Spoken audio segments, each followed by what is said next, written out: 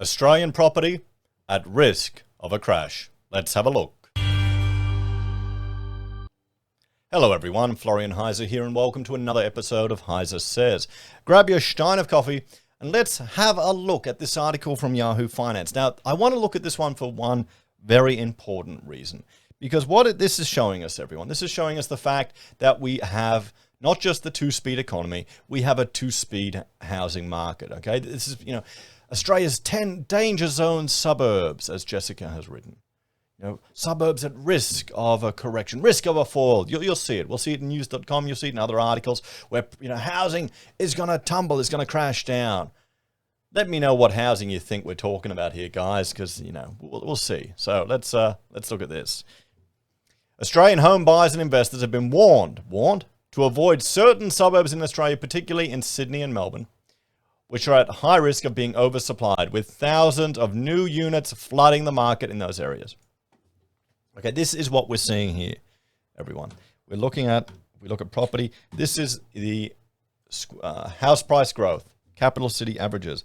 Have I brought in the units? No, hang on. We can see houses at the top, everyone, units at the bottom. Look at houses. Look how much they've grown in the capital cities. If we jump back, we can look nationally. We can see the same thing. You can see houses shooting up, while capital cities, units, not quite so much. If we zoom in a bit closer, we can see the same thing in Sydney. We can see the same thing in Melbourne.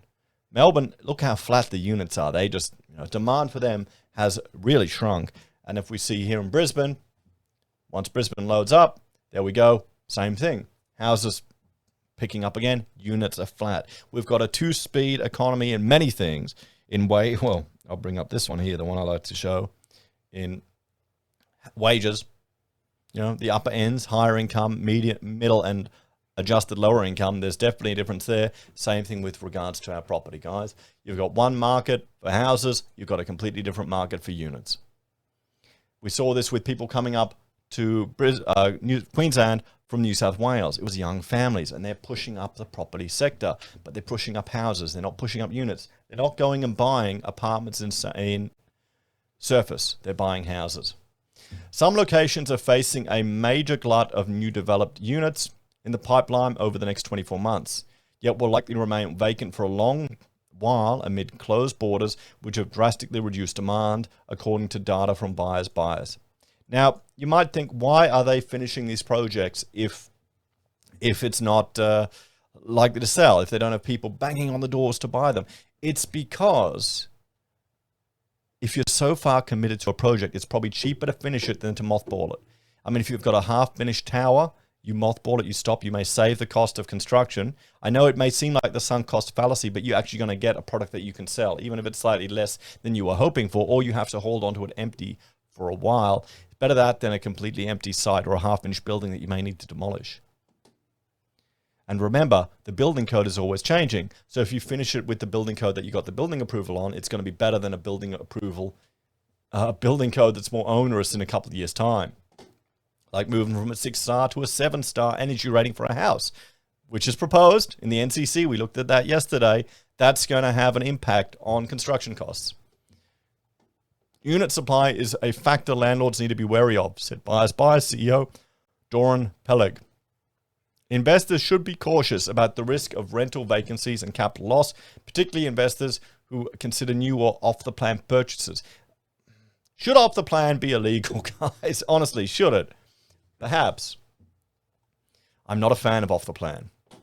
House prices have soared during COVID-19 pandemic, but the border closures have stemmed the typical influx of migrant workers and international students, which usually push up demand for units and apartments. The trend has been dubbed the two-speed property market, with property prices having risen 17.6% just in 2021 alone, while apartment prices in areas like the inner city have plummeted.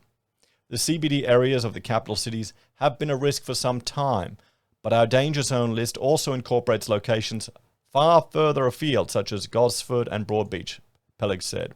The number of units in New South Wales Shawfields will more than double in 2 years' time, with more than 3,000 units in development over the next 24 months. Rose Hill in Sydney's northwest is due for an 88% increase in the volume of units in the area. 88% increase. Why the hell would anyone buy in these places? Meanwhile, the number of units in WA will increase by nearly half. So we can see here wow. And the 7 danger zones in Sydney. What do we have? Schofields, Gosford, Rosehill, Zetland. We haven't heard about the Zetland apartments for some time. I wonder if they're ever going to be occupied with all the water damage and issues there. I need to look back into that. Remember the triangular fail. I haven't spoken about it in some time. We'll have to look. Box Hill is a danger zone in Melbourne. So there's all the Asian buyers that might get hurt. Or it's a reduce in demand that's happening there. Footscray is going down. South Melbourne's going down. So investors prefer homes over apartments. Well, everyone seems to be preferring homes over apartments. The oversupply of units has had a hand to play in higher house prices, Felix said.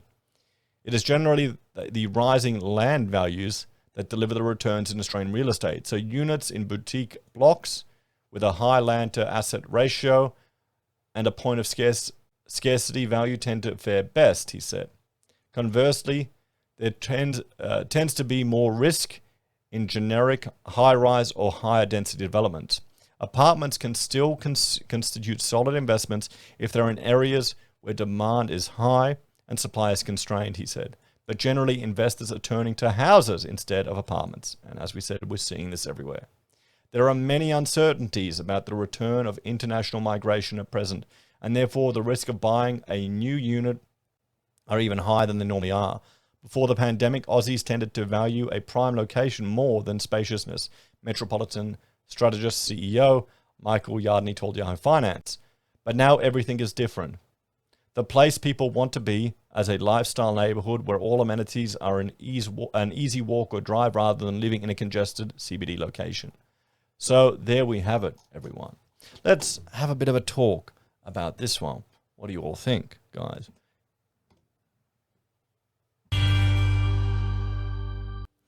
So we're seeing the two-speed housing market manifest here. Units, trickling down. There's some concern whether migrants and international students will return. Now, that's fair. That's a fair point. Our education sector is one of the biggest sectors here. International students are being attracted to that sector. They're driving demand for apartments and inner city living. They're having a huge impact on it.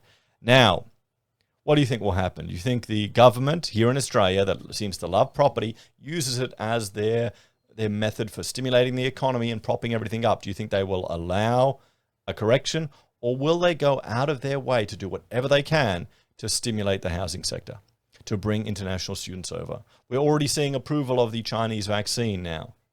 So yeah, I'm not concerned that migration or international students will stop any longer than they have to. I think they will do what they need to bring them over here. If New South Wales is successful in their opening up of the economy and an economy first, or even an economy slightly first push before, rampant health restrictions, I think we're going to see that being okay. But with that in mind, would you buy an apartment? Would you invest in one with potential growth? The question is, how long can you hold on to it to be empty? And is that a worthwhile investment in money? Let me know in the comments, everyone. So let's have a look at what people are saying in the discussion. We've got PPL saying, hello, how are you going? Welcome. Would you buy an apartment, PPL, here in this sector, or would anyone else, guys? So there you go. I don't think anyone is too surprised at what's happening here. Here we go. Ash, just sold one of my investments for an $85,000 profit. It's a 311 on a 280-meter block. Had it under contract in a few days. Demand is crazy. Fantastic. Where is that, Ash? What city? What market are we talking about here? Is that Sydney? 280 block? That's crazy. It's up to every parent to decide. It's their child, not society's. Stephen's talking about a previous video, but yes, you're right. You're right there. He's talking about the one with regards to parents feeling pressure to terminate. I don't know why that came through then. Maybe just typed it. Maybe you just press enter. And PPL would not buy an apartment, not buy a property. I mean, here's the thing. The housing market is going crazy. It's overheated. But there definitely are two sectors, guys. You've got an apartment market and you've got a housing market. And it just depends. If you're looking at getting into property, and people are asking me these questions. Oh, Brisbane.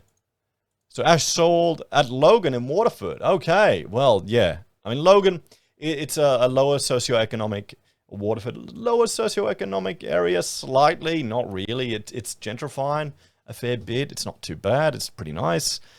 You'll definitely make money there. You know, it's cheaper. It's more affordable housing down there. So people are going to be attracted there. You're still close to Brisbane. You're still close to the Gold Coast. And you've got a lot of amenities in Logan. Hopefully they've gotten rid of all of the corrupt politicians down there in local council. But we'll see. You know, people will ask, you know, would you buy into properties now the time to get in? You're never going to know. There's always going to be fear. There's always going to be concern. You're always going to wait to jump in. What you need to do if you want to get in, you need to look at your financial situation. You need to simulate the worst. Simulate what would happen if you lost your job, if you couldn't make the repayments, what you would do. Do you have enough of a cash reserve, enough of a buffer to be able to prop that up? Do you have other a diversity of income sources so you're not dependent on one sector? You know, prepare yourself just like anything else. Don't let the emotion, don't let the FOMO, the fear of missing out get to you. That'd be the advice I would give to you. So, guys, any other questions or points on this one here with regards to property? Otherwise, we might do the outro. I've been going for nearly 2 hours, and those are the articles I wanted to discuss today. Thank you all for watching this episode of HeiseSays. If you're a fan of the channel and you want to support us, there are a few ways you can. If you want to take part in the discussions that we have in the discussion section of the live stream, you can join us on the Twitch channel or on the YouTube channel to catch the live streams as I record it. Now, this is a separate HeiseSays live YouTube channel. You can find it in the links below. If you want to support us that little bit extra, there are a few ways you can. You can join the channel on YouTube or Patreon, sign up for SelfWealth or Stake, use our affiliate links at Amazon, eBay, Independent Reserve or AussieBroadband, buy our merch from HeiseSays, use Gold Pass from the Perth Mint, or support us via PayPal. Thank you to everyone who joined me and helped keep me company for the live stream this morning. Take care and have a great day.